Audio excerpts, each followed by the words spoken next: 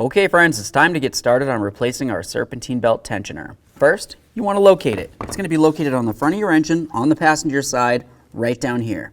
After that, what we want to do is relieve the tension on our belt so we can get it out of the way. Before you do that though, make sure you pay attention to the routing of the belt. You can see where it goes over some pulleys and it goes under some pulleys. Make sure you have that jotted down someplace and then relieve the tension and remove the belt. Looking at the new tensioner, you can tell where you're going to have to put your 1/2-inch drive to start relieving tension.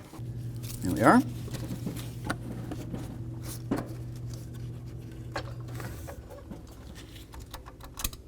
Now at this point you don't have to fully remove the belt, but what you do want to do is just turn it over and inspect it. If yours looks like ours does and it's completely cracked, it's a good idea to go ahead and replace it.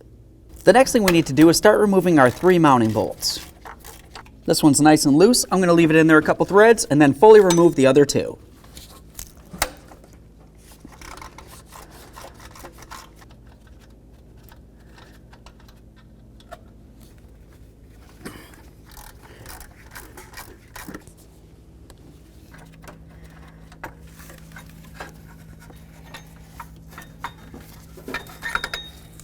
There it is, friends.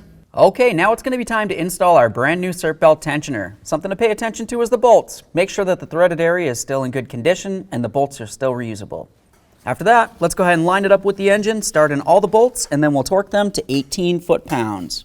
Now when you put your tensioner in, you want to make sure that you have the belt routed the right direction because you want to make sure that the belt's going to be going through the area of the tensioner. If you put this on first, you're going to have an issue putting the belt in there.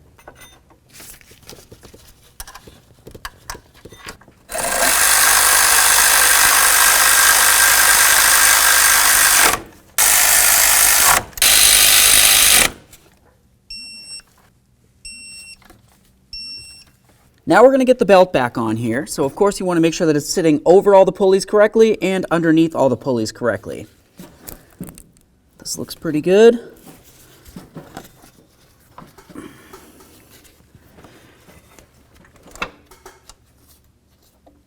Now that our tool's off, double check all the pulleys. Make sure that the belt isn't sitting off of any of the grooves. If it's hanging off, you're going to potentially damage your belt. After that, go ahead and start up the engine, run it for approximately 10 seconds, turn it back off, and then triple check it.